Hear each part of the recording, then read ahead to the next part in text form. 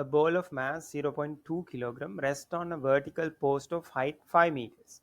A bullet of mass 0.01 kg traveling with a velocity v meters per second in a horizontal direction hits the center of the ball. After the collision, the ball and the bullet travels independently. The ball hits the ground at a distance of 20 meters and the bullet at a distance of 100 meters from the foot of the post. The velocity v of this bullet. Right. Now, when doing this question, actually, there are two scenarios. Say now we have a projectile here. You can see the projectile motion, and here there's a collision. So that's here we have to apply conservation of momentum.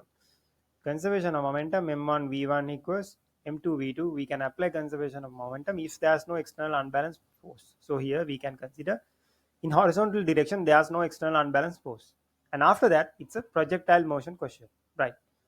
Let's get into the question now.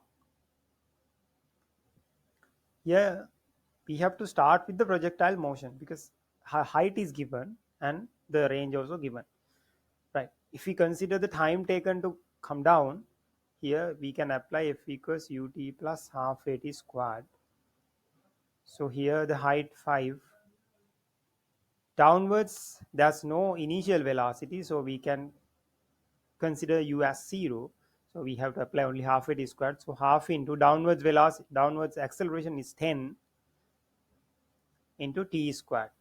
So here you can see we get 5 into 5t squared. So easily we are getting t squared 1. That means t equals 1 seconds. Right. Now we have the time to come down. Right. Then we know in projectile motion this velocity, horizontal velocity is a constant. Right. Then we can apply s equals ut towards horizontal direction and we can find the velocity of the ball and the bullet as well. Right. Right, applying s equals ut plus half it is squared.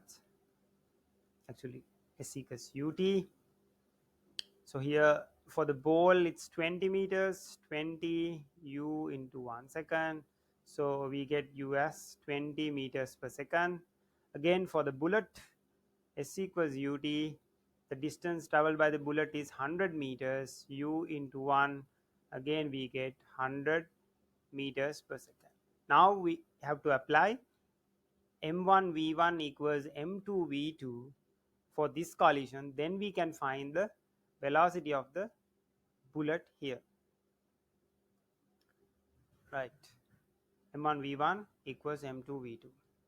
So initial mass of the bullet 0.01, initial velocity v, and after collision there are two velocities, velocity of the ball and velocity of the bullet. So velocity of the ball is 0.2 into 20 plus mass of the bullet 0.01 and the velocity 100. So here we get 0.01 v equals 4 plus 1, that is 5. So 5 divided by 0.01, yes, we get 500 meters per second. Right. So we can see the answer, it's the fourth. Alright students, now it's your time to find more questions. Remember that you have to find the questions with answers. So find the questions with answers, practice as much as possible, do all the homeworks that is given to you in school, in other tuition classes as well. So practice